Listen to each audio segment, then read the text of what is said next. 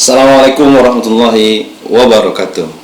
Jumpa kembali bersama sahabat semua. Alhamdulillah kita hari ini berada di hari yang luar biasa, yaitu hari ke-9 di bulan Zulhijjah.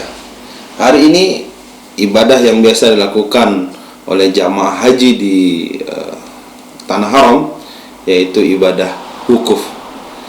Wukuf adalah ibadah yang menjadi salah satu rukun dari rangkaian ibadah haji. Jadi hukumnya wajib.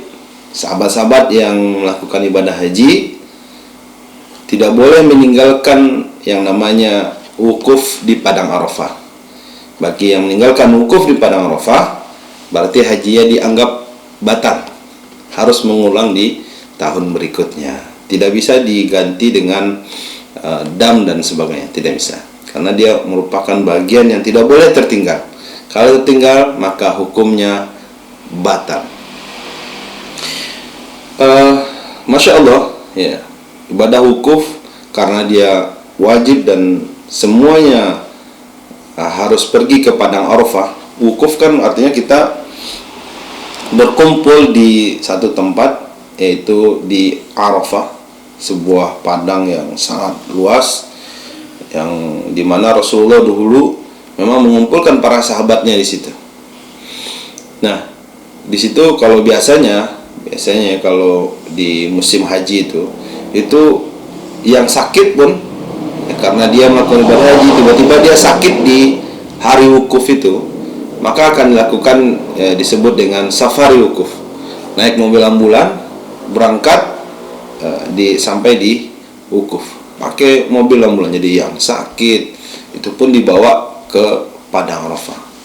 Ini menunjukkan bahwa betul-betul tidak boleh ditinggalkan. Jadi siapapun yang melakukan ibadah haji, maka di tanggal 9 Zulhijjah ini mereka harus wukuf di Padang Arafah. Lalu ngapain di Padang Arafah? Ya kan? Ngapain kumpul di situ? Nah, ini ibadah inti daripada wukuf adalah wadhkurullah, yaitu berzikir kepada Allah Subhanahu wa taala. Di hari itu, di tanggal 9 Zulhijjah itu, semua manusia berkumpul di satu tempat untuk mengingat Allah Subhanahu wa taala, untuk bertasbih, bertahmid, bertakbir kepada Allah Subhanahu wa taala, untuk mendekatkan diri dengan cara mengingat Allah Subhanahu wa taala. Jadi betul-betul satu hari itu difokuskan untuk berzikir pada Allah Subhanahu wa taala. Ada yang menyempurnakan zikirnya dengan salat sunnah, ada yang menyempurnakan zikirnya dengan tilawatil Quran. Pokoknya mereka berkumpul untuk mengingat Allah Subhanahu wa taala. Nah, ini bagi kita atau sahabat-sahabat yang berada di Tanah Haram yang melakukan ibadah haji. Nah, sekarang kembali nih kepada kita. Alhamdulillah kita berada di 9 Zulhijjah ini, dan kita yakin sahabat-sahabat yang mempunyai kesanggupan untuk melakukan ibadah puasa. Nah, jadi salah satu ibadah bagi kita yang tidak ke tanah suci atau tidak melakukan ibadah haji adalah berpuasa di hari Arafah ini, Shaum Arafah. Kita menyebutnya dengan puasa Arafah. Jadi kita bisa melakukan ibadah juga yang pahalanya subhanallah, yaitu berpuasa di hari Arafah, yaitu 9 Zulhijjah. Nah, ketika kita berpuasa tentu semua kegiatan-kegiatan positif kita lakukan, dan semua hal-hal yang sifatnya negatif kita tinggalkan. Dan memang disebutkan wadhkurullaha fi ayyamin ma'dudat, ya. Di ayat yang lainnya surah Al-Hajj, fi ayyamin ma'lumat. Jadi memang mengingat Allah, kita ditekankan. Artinya di luar 9 Zulhijjah ini sebenarnya kita juga mengingat Allah Subhanahu wa taala. Kita juga mendekatkan diri pada Allah Subhanahu wa taala. Cuma pada 10 hari awal-awal di bulan Zulhijjah kita diminta untuk lebih mendekatkan diri lagi kepada Allah Subhanahu wa taala. Jadi kedekatan yang luar biasa. Sebagaimana Allah katakan, fadhkuruni azkurkum. Ya, jika kita mendekatkan diri kepada Allah Subhanahu wa taala, maka Allah pun akan lebih dekat lagi kepada kita. Ya, subhanallah, kalau Allah sudah mendekat kepada kita, tidak ada yang sulit ya, karena kita sudah didekati oleh Allah Subhanahu wa taala. Dia kan yang susah itu ketika kita tidak dipandang oleh Allah Subhanahu wa taala dan kita jauh dari Allah Subhanahu wa taala. Maka hari-hari ini saatnya untuk kita mendekat kepada Allah Subhanahu wa taala. Ini 9 Zulhijjah. Jadi silahkan sahabat-sahabat hari ini maksimalkan wadhkurullah, mengingat Allah Subhanahu wa taala dengan berbagai macam aktivitas ya. Jadi ketika yang akan ke kantor ya, karena hari ini di Kota Padang di tahun 2021 ini 9 Zulhijjahnya bertepatan dengan hari Senin, hari masuk kantor. Aktivitas sangat padat. Di luar bunyi mobil, kendaraan tadi kita lihat di pagi ini sudah lalu lalang luar biasa.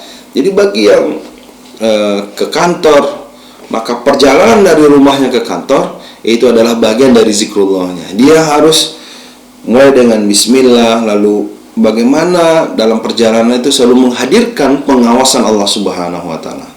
Jadi berzikir ketika dalam perjalanan itu adalah menghadirkan pengawasan Allah Subhanahu wa taala. Jadi kita betul-betul merasa nih bahwa kita diawasi, bahwa kita dilihat, dievaluasi, dikontrol oleh Allah Subhanahu wa taala. Ya, sampai kita merasakan aqrab min hablil warid. Ya, lebih dekat. Jadi keberadaan pengawasan Allah Subhanahu wa taala itu jauh lebih dekat daripada urat nadi kita sendiri. Ya. Nah, ini nih yang harus kita biasakan sambil berjalan dari rumah ke kantor, dari kantor kemana, atau yang berdagang ke pasar dan sebagainya. Nah, ini adalah momentum untuk latihan berzikrullah dalam aktivitas kita. Ya. Ya, ada juga yang memang dia jaharkan, tidak masalah, silahkan dijaharkan selagi ya tidak membuat masalah ya. Jadi ada yang menjaharkannya subhanallah, alhamdulillah, wa la ilaha illallah, wallahu akbar, subhanallah, alhamdulillah, wa la ilaha illallah, wallahu akbar.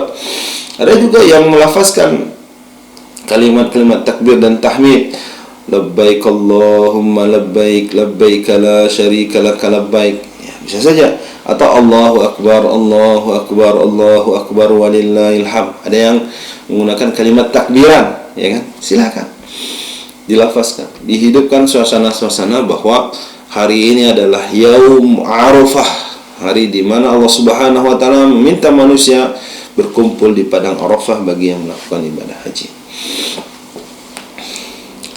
Dan bagi kita yang di sini tadi bisa berpuasa, dan di hari puasa kita yang hari sekarang ini kita memaksimalkan untuk melakukan zikrullah, mengingat Allah Subhanahu wa taala.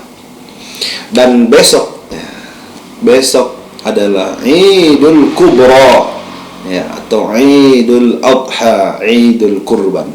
Besok adalah Id, hari perayaan yang besar, yaitu Idul Adha ya, yaitu Idul Kurban. Nah, jadi kalau kita di Kota Padang ya, itu pasti akan mempersiapkan nih. Kita akan mulai banyak sekali persiapan untuk ibadah kurban besok.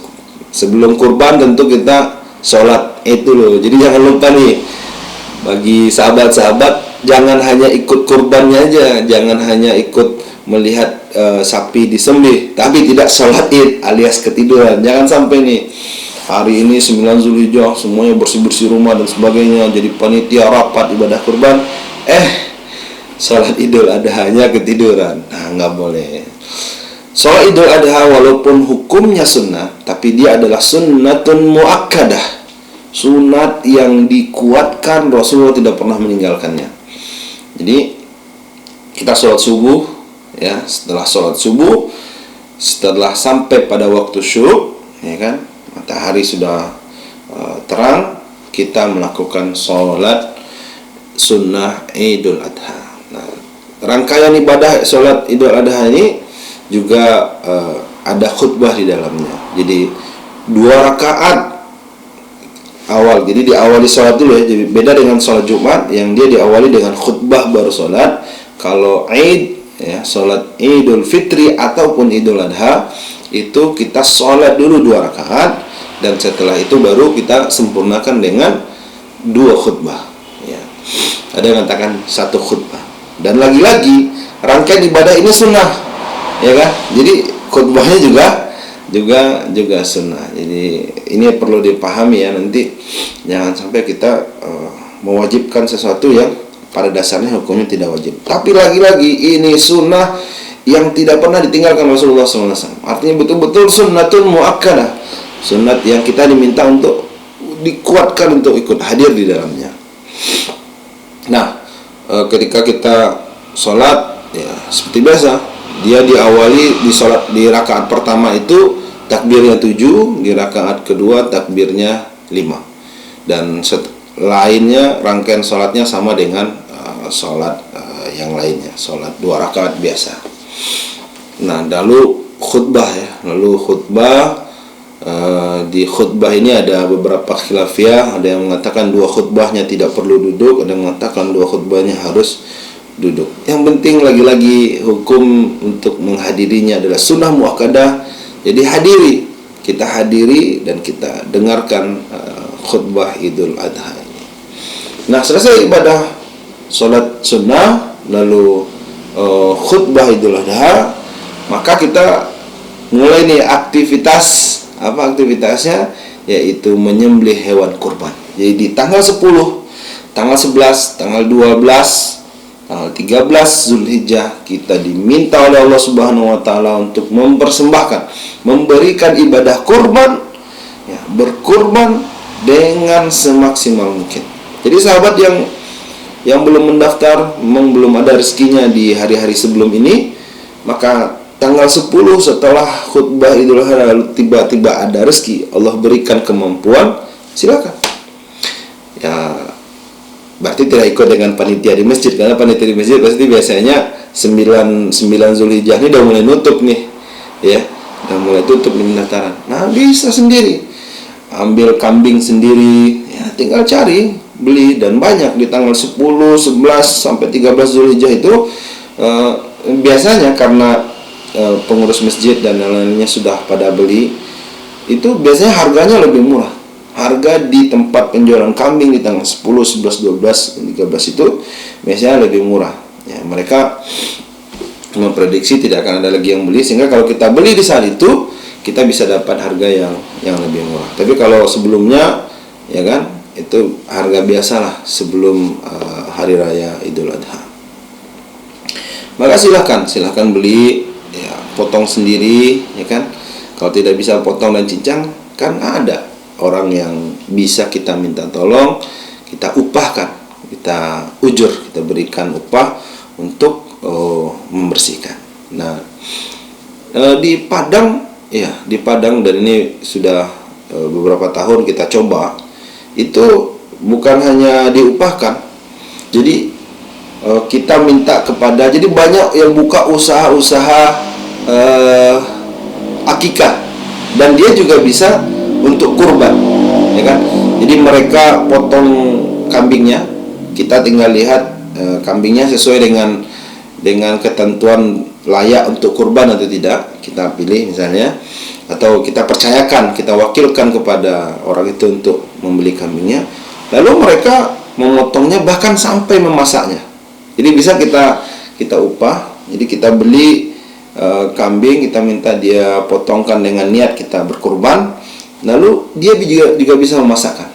Nah, ini lebih praktis lagi nih sahabat. Setelah dimasakkan sampai ke rumah kita tuh udah jadi. Jadi ya subhanallah, sungguh sangat praktis hari ini. Dan ini sudah kita coba juga. Jadi ada beberapa kesempatan kita kita minta jadi ikut kurban di masjid juga. Cuma kita juga minta ibadah kurban yang di atas 1 kambing itu juga dimasakkan oleh oleh orang-orang yang ada bisnis tentang kurban, dimasakkan. Jadi di tanggal 11 ya, atau di tanggal 10 tapi sorenya atau menjelang maghrib itu kita sudah bisa merasakan gulai kambiang. Kalau bahasa Padangnya gulai kambiang. Ya, udah jadi luar biasa, dan kita bisa request. Nah, ini juga pilihan-pilihan. Jadi pada sahabat tentu harganya ya berbeda dengan kita hanya ikut kurban dengan biaya potong kurban. Nah, pasti beda lah, pasti beda. Nah, dengan kita minta dimasakkan langsung dan diantar ke tempat kita. Ya tidak apa-apa, tapi lebih praktis loh, lebih praktis. Dan ini tinggal kita bagi nih, kita bagi tetangga, ya kan? Sepertiga bagi pada orang miskin, ya kan? Dan buat kita sepertiganya, dan itu banyak. Artinya kita biasanya kami tidak habis juga itu, kita bagi-bagi juga, ya. Kita minimal dapat tahu bagaimana rasanya dan merasakan bahwa ini adalah Yaumul Laham, hari berbagi daging, karena di mana-mana pasti banyak daging tuh, ya kan? Kunjungan ke rumah mertua ada daging, semua pada masak daging semua.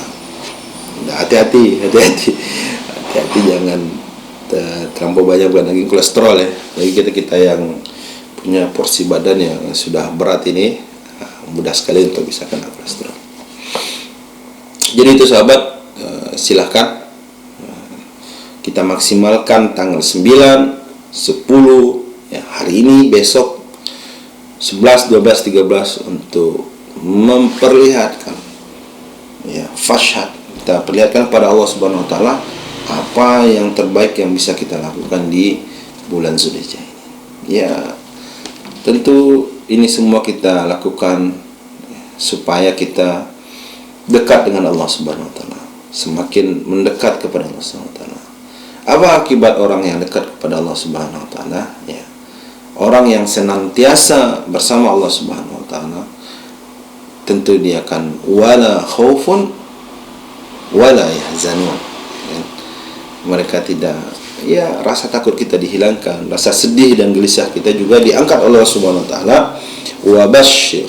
Ya, dan Allah memberikan kabar gembira kepada kita. Jadi sahabat semua, ayo ya, bagi teman-teman yang sekarang masih dirundung rasa takut dan gelisah, saatnya kita lebih hidup lagi, ya kan? Kata guru-guru kita, ya kan, hidup itu ciri khasnya adalah jauh daripada rasa takut dan gelisah. Sementara kematian itu adalah dirundung oleh rasa ketakutan dan kegelisahan. Jadi mari kita lebih hidup lagi tentunya.